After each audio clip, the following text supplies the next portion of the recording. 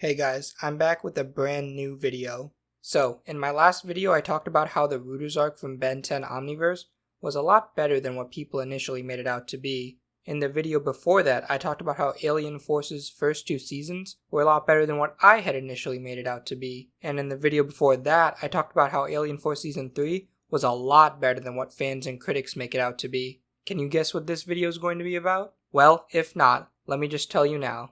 This video is going to be about how the Ben 10 2016 reboot is a lot better than what people make it out to be. More specifically, it's about how 3 of the Ben 10 reboot villains are actually far more compelling and interesting than their original series depictions, which is kind of amazing in my opinion, considering how the original series came out in 2005, and yet nearly a decade later, the reboot improved on almost every aspect of these villains. It even managed to exceed a lot of the AF, UA, and OV interpretations of these villains.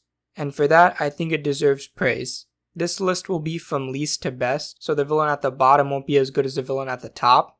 But all 3 of these villains are still great reinterpretations of their classic series selves. So with that out of the way, let's jump straight into the list.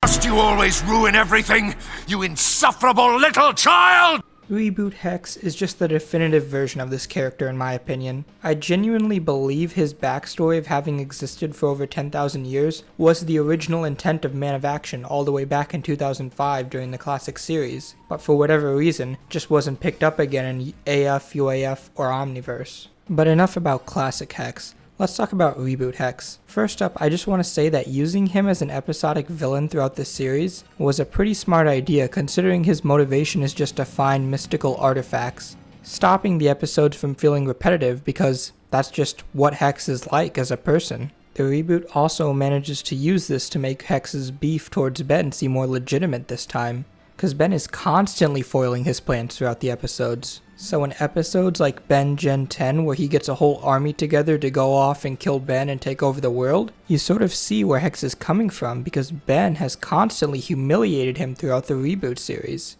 It also makes the episode where Hex actually doesn't attack Ben due to Ben saving him from a giant monster really interesting and compelling because it shows us a side of Hex that we don't get to usually see in the reboot. Someone who isn't just a cruel, mean villain. Someone with the potential to change. And in one special, Hex actually does become a good guy, albeit in a future timeline that no longer exists in the reboot continuity. But still, it manages to make him seem more relatable as a human being, without taking away what makes him intimidating. In fact, that's going to be a common theme throughout this list, as the reboot is really good at making villains that seem more like regular people, without taking away what makes them intimidating and interesting as a villain. And on that note, I want to talk more about the reboot Hex's characterization. In this version, he's more vain, arrogant, and angry compared to his original portrayal in the classic series.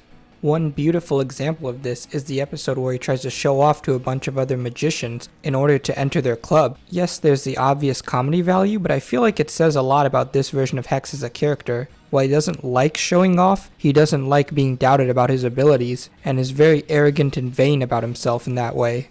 The classic series Hex, in comparison to his reboot counterpart, doesn't really have as much going for him as a character. I suppose there is an argument to be made that the classic series Hex really didn't need to be as complicated as the reboot Hex, since he was more or less just a throwaway villain in the original show, and wasn't used nearly as much as the reboot Hex is here. But even still, I feel like the reboot Hex managed to exceed his original depiction. And I hope that in the next Ben 10 show they take more cues from the reboot version of Hex, rather than the classic series version of Hex. But I think I've made my point on why I like Reboot Hex so much. So now, let's move on to the number 2 spot.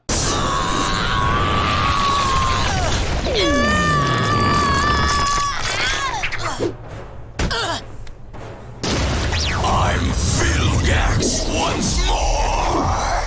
Words cannot express how much I loved the original 2005 depiction of Vilgax and how disappointed I was in Alien Force Season 3 and UA's depiction of him, and how pathetic his OV incarnation seemed when compared to the original series. So I was a little skeptical when I heard fans say that the reboot Vilgax was better than the original series one, since in my mind that just isn't possible. I mean, how could any villain, Ben 10 or otherwise, live up to that original series version of Vilgax, who had both brute strength and extreme tactical ingenuity on his side, and used them both to masterfully achieve his goals throughout the classic show? Well, as it turns out, it was actually a lot easier than I thought it would be.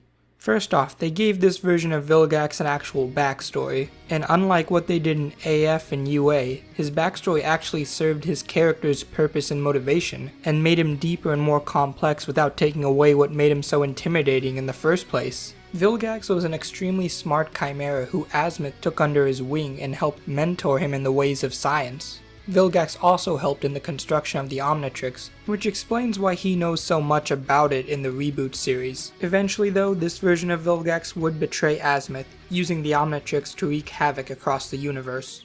So Azimuth decides to seal away half of Vilgax's DNA inside the Omnitrix in order to weaken him, and sends it to Earth to prevent him from finding it. This backstory manages to add a lot of depth to Vilgax.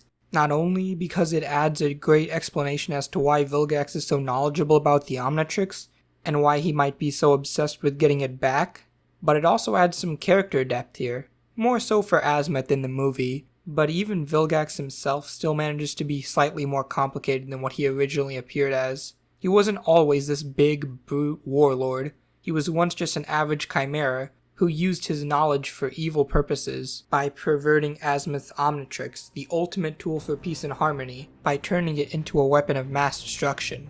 It makes him seem more twisted and evil than even his original series self was, but at the same time it sort of humanizes him, because like I said, we know that he wasn't always like this. He was once just an average scientist, albeit an incredibly intelligent one. And even before we learn that backstory in the movie, throughout this series, Vilgax comes across as extremely intelligent in all of his conversations with Ben. In fact, that's another point I want to highlight. His interactions with Ben are far more interesting than they were in the classic series, because in this version he truly doesn't see Ben as a threat at all, just a nuisance attached to the Omnitrix. You are a pest, and you are trying my patience!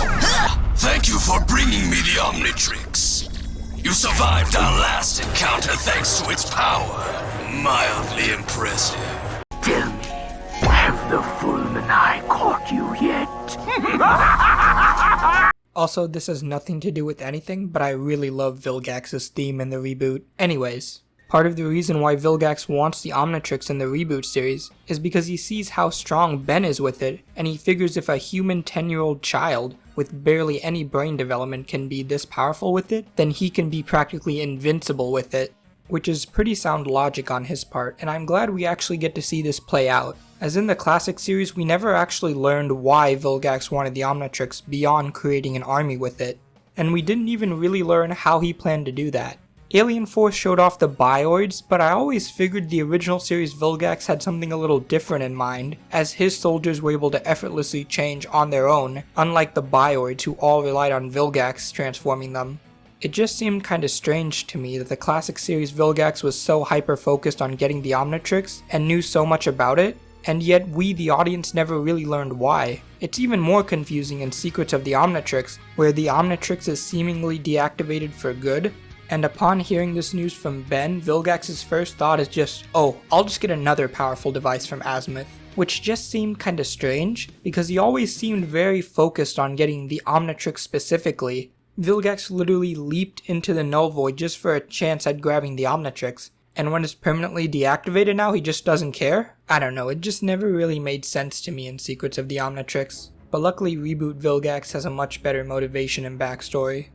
And on top of having a more reasonable motivation for wanting the Omnitrix, Reboot Vilgax is also much smarter about getting it. He figures out pretty quickly early on that fighting Ben head on and trying to take it isn't going to work, so he comes up with more manipulative methods of attaining the Omnitrix. One episode sees him trying to trick Ben into giving it to him by convincing him that one of his aliens is running rampant and out of his control, which was a pretty smart plan on Vilgax's part and extremely manipulative and cunning.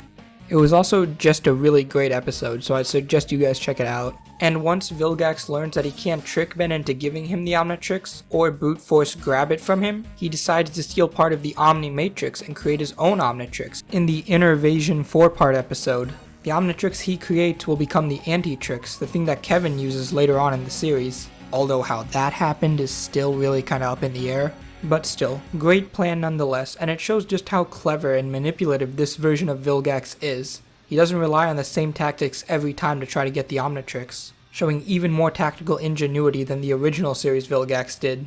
If I had to summarize this, I would basically say that Reboot Vilgax is to the original what Transformers Animated Megatron is to the G1 counterpart. More cunning, more powerful, and just overall a better character, without sacrificing what made the original so great. And with that, I think we're ready for number 1. You've won the day, Tennysons, but soon, night will fall forever. The Forever Knight encompasses all the best parts about the original Forever Knights from the classic series.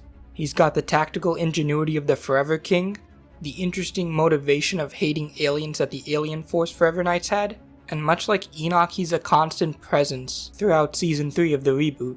The Forever Knights' plan of going back in time and preventing aliens from ever contacting Earth is pretty compelling and interesting, and part of the reason why is because we actually get to see how this plan unfolds, something the original Forever King sadly didn't get in the classic series. Normally I skip around episodes of the reboot, just cause they don't feed into each other as much as the classic series did, but Season 3 of the reboot is the one time where I didn't do this, because I wanted to see what the Forever Knight was planning and the steps he took to achieve his plans. And I gotta say, I was not let down, as the Forever King managed to steal almost any scene he was in, no matter what the episode was about. And the way he manipulated Kevin, using his insecurities and fear of abandonment against him, was genuinely one of the darkest things in almost any Ben 10 show, and makes the Forever King feel truly evil and despicable, and makes the Forever King seem more like a villain off of Game of Thrones or Dexter or some other really dark, disturbing show. And don't think from that statement that the reboot is super lighthearted either. As I hoped I proved on my number 2 pick, the reboot can be plenty dark when it needs to be. It's just that the Forever King was in a league of his own when it came to dark and disturbing villains. Mainly just for the Kevin thing, although the way he manipulates Ben and uses him against his family is pretty dark as well. And that's not even mentioning all the other villains he manipulates into following him, using similar methods. I really don't have anything else to say here. This is one of those instances where the evidence just kinda speaks for itself. So I recommend you go watch the Forever Knight scenes from the Ben 10 reboot, and you'll see just how much better he is when compared to the classic series Forever Knights. I guess the only other thing I can say is that he was the reboot's Van Kleiss, someone who was extremely tactical, super cunning and manipulative, and who had a genuinely interesting motivation that seemed somewhat noble.